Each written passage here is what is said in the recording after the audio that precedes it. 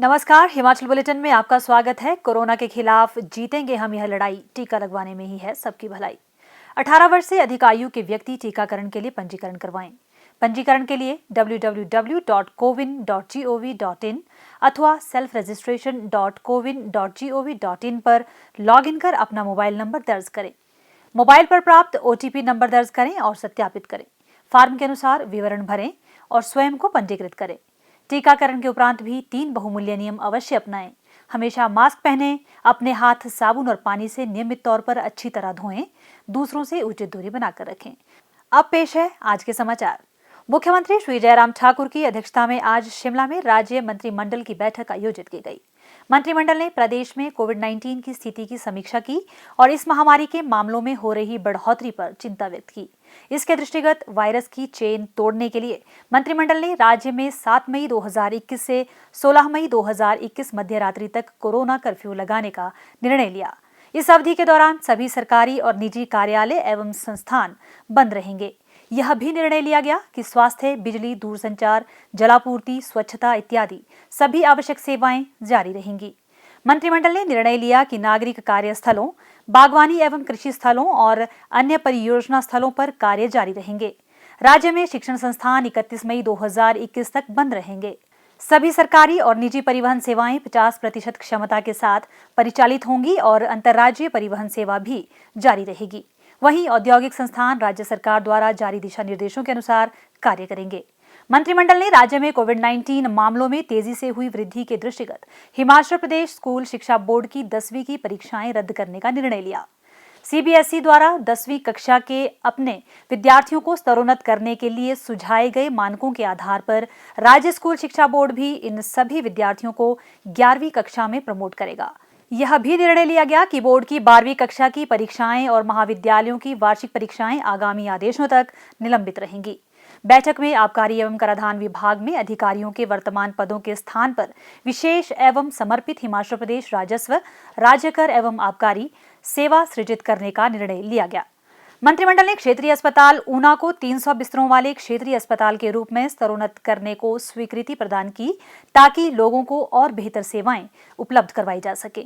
अस्पताल के लिए विभिन्न श्रेणियों के 76 पद सृजित करने को भी मंजूरी प्रदान की गई। बैठक में मंडी जिला के धर्मपुर में आवश्यक पदों सहित नया जल शक्ति वृत्त सृजित करने का निर्णय लिया गया। मंत्रिमंडल ने ऊना जिले के कुटलैहड़ विधानसभा क्षेत्र के अंतर्गत थाना कलां में नया जल शक्ति मंडल खोलने को भी स्वीकृति प्रदान की। इसके अलावा जल शक्ति उपमंडल नंबर 2 ऊना के बेहतर प्रशासनिक संचालन के लिए वर्तमान स्टाफ व अधोसंरचना को बसाल स्थानांतरित करने का भी फैसला लिया गया। मुख्यमंत्री श्री जयराम ठाकुर ने आज शिमला में आयोजित सर्वदलीय बैठक की अध्यक्षता की।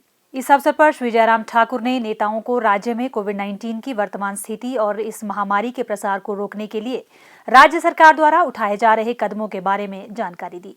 श्री जयराम ठाकुर ने कहा कि वर्तमान में राज्य में ऑक्सीजन उत्पादन क्षमता 53 मेट्रिक टन है, जिसमें INOX सोलन से राज्य का 15 मेट्रिक टन कोटा भी सम्मिलित है। प्रदेश सरकार ने केंद्र से राज्य को कोटा 30 मेट्रिक टन तक बढ़ाने का आग्रह किया है।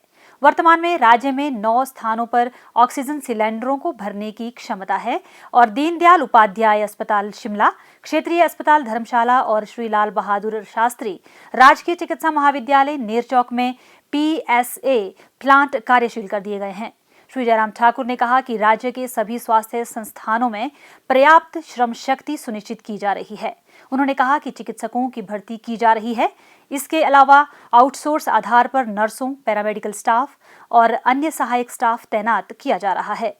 मरीजों की उचित देखभाल के लिए MBBS के 4थे एवं 5वें वर्ष के विद्यार्थियों, कनिष्ठ एवं वरिष्ठ रेजिडेंट्स, नर्सिंग छात्राओं इत्यादि की सेवाएं ली जा रही है। उन्होंने कहा कि RT-PCR जांच के लिए निजी प्रयोगशालाओं की सेवाएं लेने के लिए प्रयास किए जा रहे हैं ताकि जांच रिपोर्ट में तेजी लाई जा सके।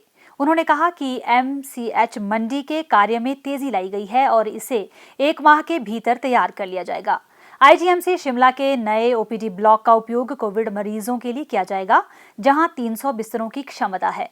शिमला में सेना अस्पताल का उपयोग भी कोविड मरीजों के उपचार के लिए किया जाएगा।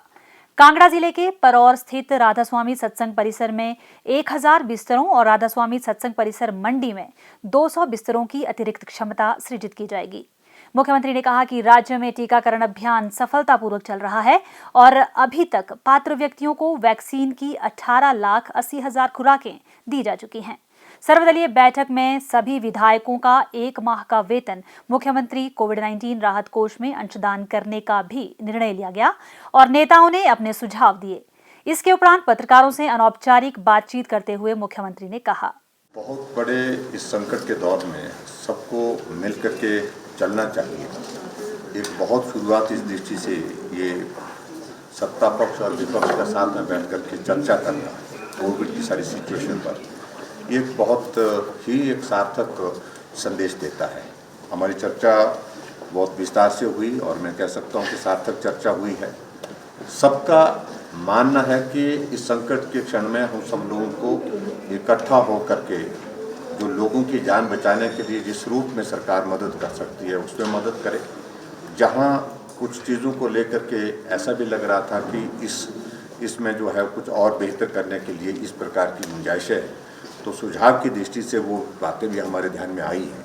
चर्चा विस्तार से होने के बाद हम सरकार की ओर से जो चीज़ें कर रहे हैं उन पर भी हमने जानकारियाँ दी हैं, लेकिन उसके साथ साथ में जो परिस्थितियाँ हमारे सामने हैं, जो कठिनाइयाँ हैं इस संकट के क्षण में, वो भी सारी बातें जो है हमने सबके सामने रखी हैं और उस दृष्टि से इस बात को लेकर के कि जहाँ कमियाँ हैं उनको और ज़्यादा सुधारने की दृष्टि से हम काम करें और उसके साथ साथ में लोगों के जीवन को बचाने के लिए संकट क्षण में हम सब मिल करके काम करें। ये मुझे लगता है सबसे महत्वपूर्ण संदेश है। हिमाचल प्रदेश में जो वैक्सीन का अभियान जो है 18 से 45 साल का होगा, जिसके लिए रजिस्ट्रेशन का प्रोसेस अभी हाल ही में जो है उन्होंने शुरू कर दिया है और जैसे वैक्सीनेशन की हमको जो है वो वैक्सीन की अवेलेबिलिटी होती है उसके बाद फिर हम इसको फेस्ड मैनर में इसको शुरू करेंगे और उसमें हमने बड़ा स्पष्ट किया है कि वो फ्री ऑफ कॉस्ट करेंगे, बिना किसी पैसे के जो है वो वैक्सीन लगेगी। और जो दूसरा जो 45 से ऊपर का वैक्सीनेशन का अभियान और जिसमें कोमॉर्बिडिटीज़ के जो लोग हैं, पेशेंट हैं, वो भी उसमें शामिल हैं और उन सब के लिए जो वैक्सीन का अभियान हमारा सुचारू रूप से चल ही रहा है। अभी तक तो हिमाचल प्रदेश में ऑक्सीजन की कमी के कारण जो है वो किसी पेशेंट की मृत्यु हुई ऐसा रिकॉर्ड में नहीं आया है। दूसरी बात मैं ज़रूर कहना चाहता हूँ, हमारे पास खाली सिलेंडर ऑक्सीजन के उपलब्ध हो, उसके लिए हमने केंद्र सरकार के लिए भी कहा है, केंद्र सरकार के समक्ष रखा है कि 5000 डी टाइप सिलेंडर हमको उपलब्ध कराएं और उसके बाद दूसरे जो है बी टाइप जो है 3000 हमको सिलेंडर उपलब्ध कराएं। इसके लिए हमने लिखा है और उसके लिए अवेलेबिलिटी जब भी हो पाएगी उसको हमको मिलेगी तो उसमें निश्चित रूप से उससे हमको बहुत बड़ी राहत होगी। तब तक के लिए हमने जो है डिजास्टर मैनेजमेंट एक्ट के अंतर्गत जो है जितने भी खाली सिलेंडर, चाहे वो इंडस्ट्रियल सेक्टर में हमारे साथी हैं, काम कर रहे हैं, तो उनसे भी लिए हैं और जहाँ जहाँ भी उपलब्ध हो रहे हैं उनको भी हमने इकट्ठा किया है ताकि उसको हम ऑक्सीजन भर के जो है उपलब्ध करा सकें। दूसरा, मैं विशेष तौर से धन्यवाद करना चाहूँगा केंद्र सरकार का कि पिछले कल ही हमको 6 TSA प्लांट जो है ऑक्सीजन के हिमाचल के लिए उसमें स्वीकृत हुए हैं। उससे एक बहुत बड़ी राहत आने वाले समय में होगी। अब लेते हैं एक ब्रेक और सुनते हैं ये संदेश। अरे भाई साहब, बिना मास्क लगाए कहाँ जा रहे हो? बाजार जा रहा हूँ सामान लेने, उसके लिए मास्क की क्या जरूरत है? अरे भाई, आपको मालूम नहीं है कोरोना कितना फैला हुआ है? अपना नहीं तो कम से कम अपने परिवार का तो ख्याल रखिए। ये लो, लगा लिया मास्क। ऐसे नहीं, ऐसे मास्क लगाने का कोई फायदा नहीं है। अपने नाक और मुंह को अच्छी तरह से ढको। हाँ, बिल्कुल ऐसे। आप जानते हैं ना कि कोरोना की दूसरी लहर कितनी खतरनाक है, तो ऐसे में आपका मास्क और भी सुरक्षित होना चाहिए। हाँ। सही मास्क पहने और घर पर भी मास्क का इस्तेमाल करें। इसके अतिरिक्त अपने हाथों को बार बार साबुन और पानी से अच्छी तरह धोएं, सैनिटाइजर का इस्तेमाल करें और दूसरों से उचित दूरी बनाकर रखें। खुद भी सुरक्षित रहें और अपने परिवार और समाज को सुरक्षित रखने में अपना योगदान दें। ये हम सब की जिम्मेवारी है। कोविड काल जीवन संघर्ष से जूझता मानव और यहीं सरकार के सकारात्मक प्रयासों से थमती जीवन सांसों को मिल रही है रफ्तार। प्रदेश सरकार द्वारा विभिन्न अस्पतालों में उपचाराधीन कोविड-19 मरीजों को बेहतरीन सुविधाएं प्रदान करने के साथ साथ शीघ्र स्वास्थ्य लाभ के लिए समर्पित प्रयास किए जा रहे हैं। मरीजों का मनोबल बढ़ाने के लिए यहां स्टाफ ही उनका परिवार बनकर सुखद अनुभूति का एहसास करवा रहा है।